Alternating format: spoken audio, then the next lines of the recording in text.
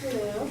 So I'm going to be refuting Joshua's speech about internet service providers. So his proposition was that internet service providers, or ISPs, have protections that negatively affect consumers. His claims were that one, some cities make deals with ISPs to essentially create a monopoly for that company in that area. Two, there are essentially 3 internet providers in the U.S., thus creating an oligopoly. Comcast, AT&T, and Time Warner Communications. 3, vote with your wallet doesn't work.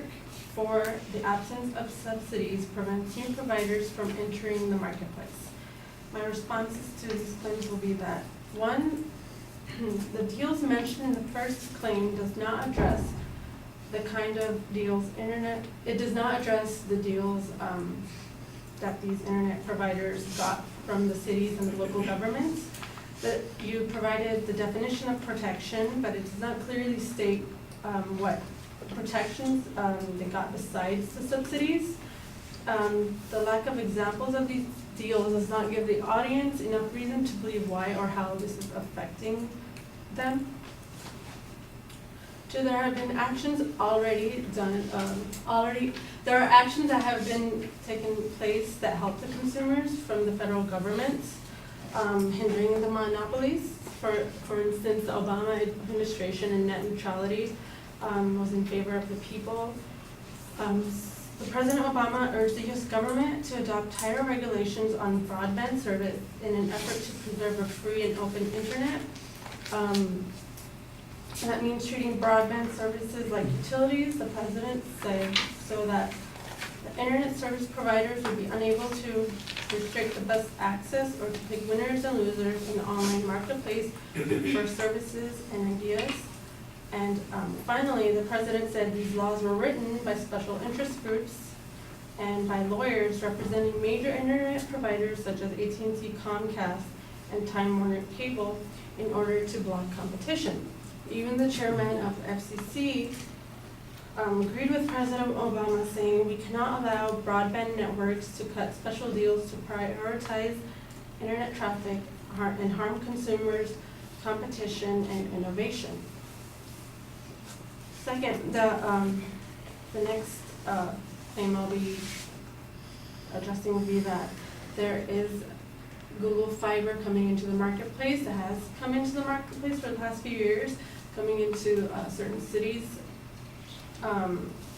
thus giving, threatening the competition that we have, in terms of AT&T, Comcast, and Time Warner Cable. Even though Google itself can be considered a monopoly, it is giving them competition, and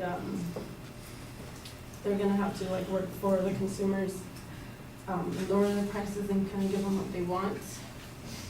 So to recap, his first claim is weak due to the fact that there's not clarification on the deals with the companies.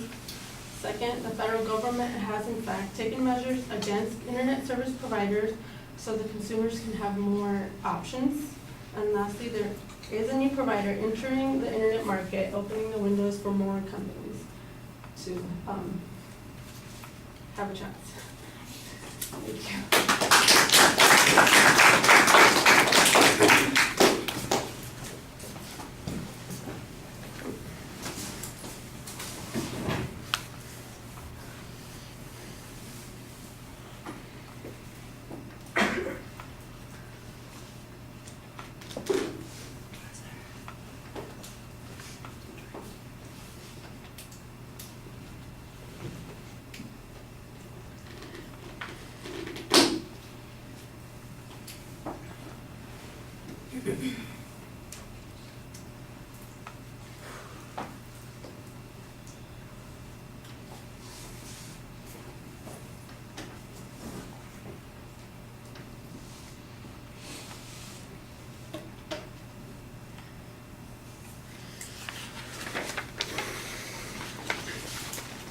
All right, well, you preview the advocate's points. There are 4 of them. You only respond to 3 of them, so that was a little bit awkward. The first point that you respond to talks about whether or not these deals and the evidence that the advocate used, whether or not there's enough data or examples of these deals that shows that they are malignant or problematic or something that creates a problem for consumers. I think that's a reasonable press to make, but it would be helpful if you had some information about the deals yourself. For example, are there new deals? Are the deals problematic? Have people's rates gone up the way that it's been predicted? My guess would be that you would find that most people, their internet service costs have remained relatively stable or perhaps even declined as the services become more widespread. I don't know that for sure. That's what I think you need some information on, and we don't really get much information on that. Your second point is an interesting one because you're trying to use the argument about net neutrality to suggest that the government is actively addressing some of the harms that you say exist. But mostly you describe the need for net neutrality, which is all an argument that the advocate could have used, without showing us that we've done something about it.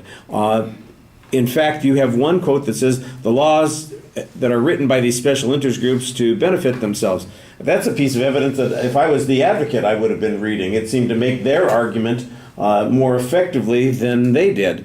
And I think that that's a little bit problematic. If this law about net neutrality is successful, it does accomplish the things that you say that it does, then there ought to be some information to support that, and that's the kind of information that you need on that point. The argument about Google Fiber entering into the marketplace, that I think is a really good counterclaim. But there's not a shred of evidence presented here that suggests that this even exists. You just said Google Fiber, and you know what? That sounds to me like a breakfast cereal. You know, I'm there's probably some.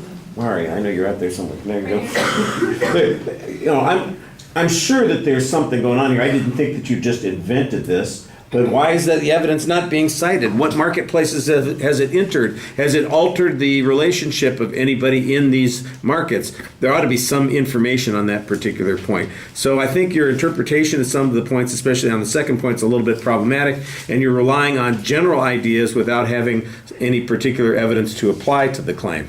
All right, thank you.